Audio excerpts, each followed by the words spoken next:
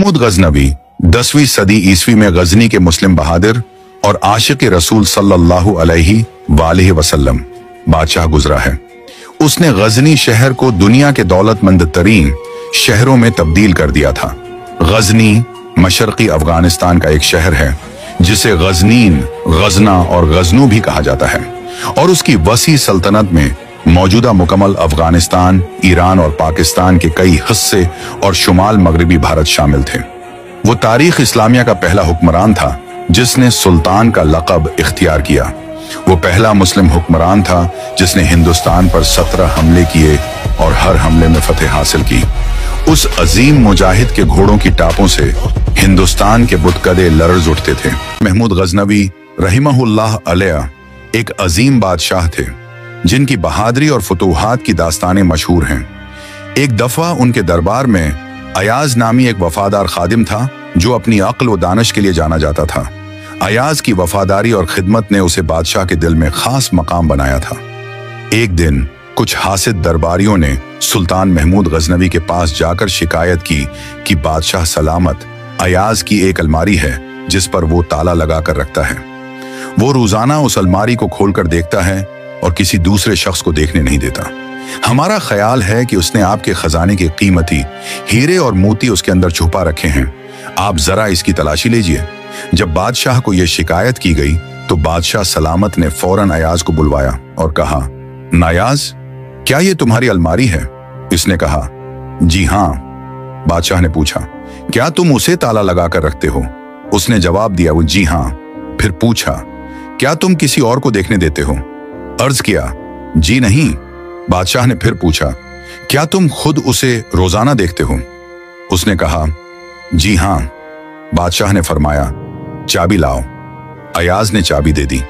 बादशाह ने किसी बंदे को भेजा कि जाओ उस अलमारी में जो कुछ मौजूद है वो लाकर यहां सबके सामने पेश कर दो। हासिदीन बड़े खुश हुए कि देखो अब उसकी हकीकत खुल जाएगी।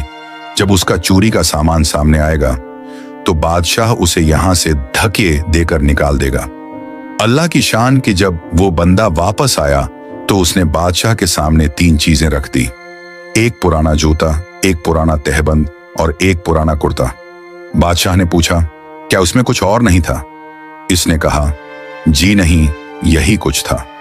बादशाह ने कहा, अयाज, इसमें तो कोई ऐसी कीमती चीज नहीं है जिसे तुम ताले में बंद करके रखते और किसी दूसरे को देखने भी ना देते, और कोई ऐसी चीज भी नहीं है जिसे तुम रोजाना आकर देखते हो कि ठीक है या नहीं।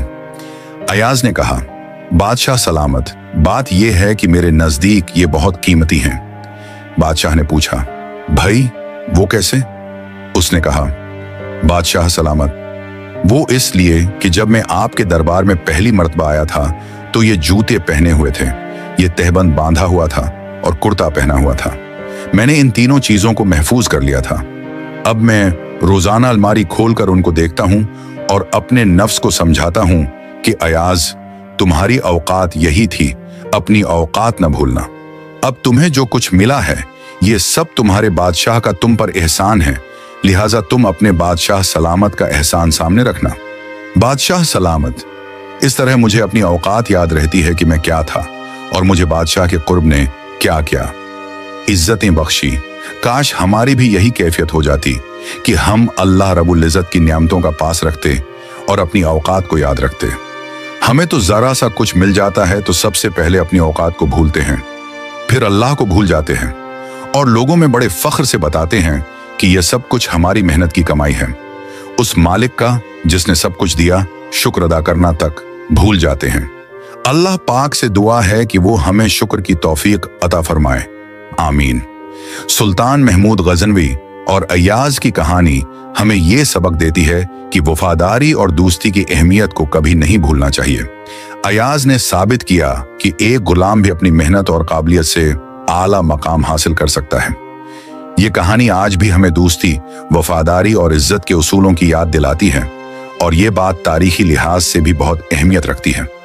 नाजरीन, ये कहानी हमें ये सिखाती है कि सादगी और वफादारी की हकीकत बहुत कीमती होती है और हमें अपनी असल हैसियत और नेमतों का शुक्र अदा करना चाहिए।